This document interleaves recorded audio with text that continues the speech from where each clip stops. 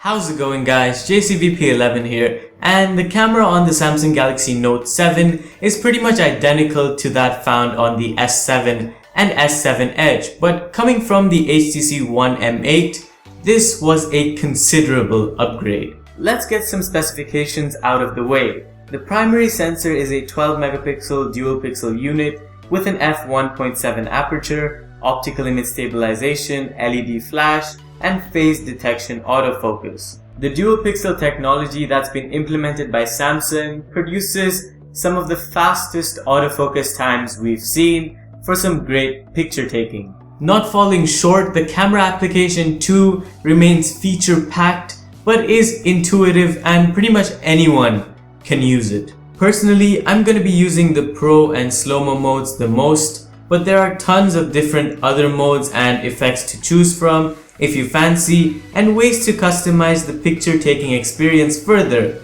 in the settings. Now let's move on to some of the samples that I took in the most popular auto mode.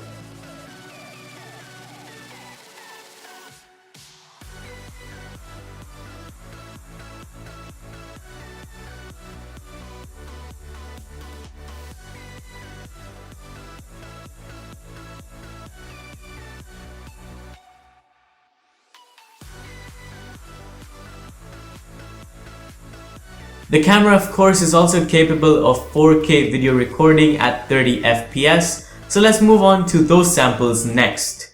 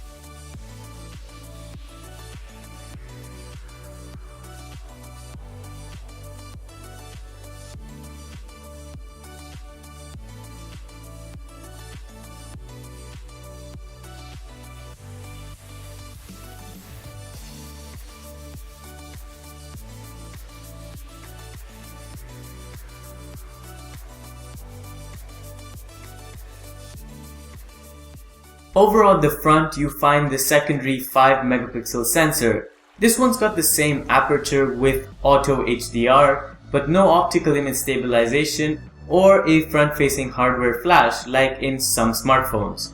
Of course, there's not the same level of customization available here, but again, it's likely I might only use the normal selfie and wide selfie modes and never touch the rest. Now, for some selfies.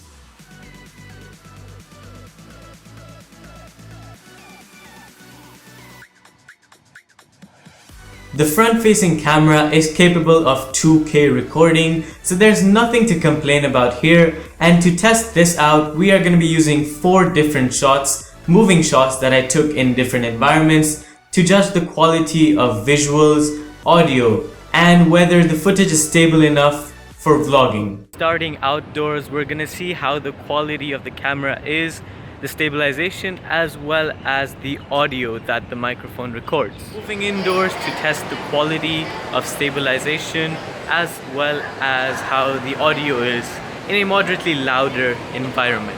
Onto a more dimly lit environment, same ambience, so you probably hear me the same, but you can judge the quality and if there's any change. And lastly, this is how the camera looks at night. So I hope you guys got a good enough judgment. As seen, both cameras, the front and the back on the Galaxy Note 7 seems to do a very good job in most lighting conditions, but the most favorable lighting conditions, as they always stand, are in bright, natural light. The convenience for me comes in the fact that the camera can be accessed very quickly by double tapping the home button from anywhere, and its speed to take pictures is good for most conditions as well. I'm no photography or videography expert, but I'd like to say this is one of the best cameras on a smartphone available to date, not only because it produces great images in all conditions, but also gives the user flexibility to add effects, to subtract effects, and to use a varying amount of different mods to make the picture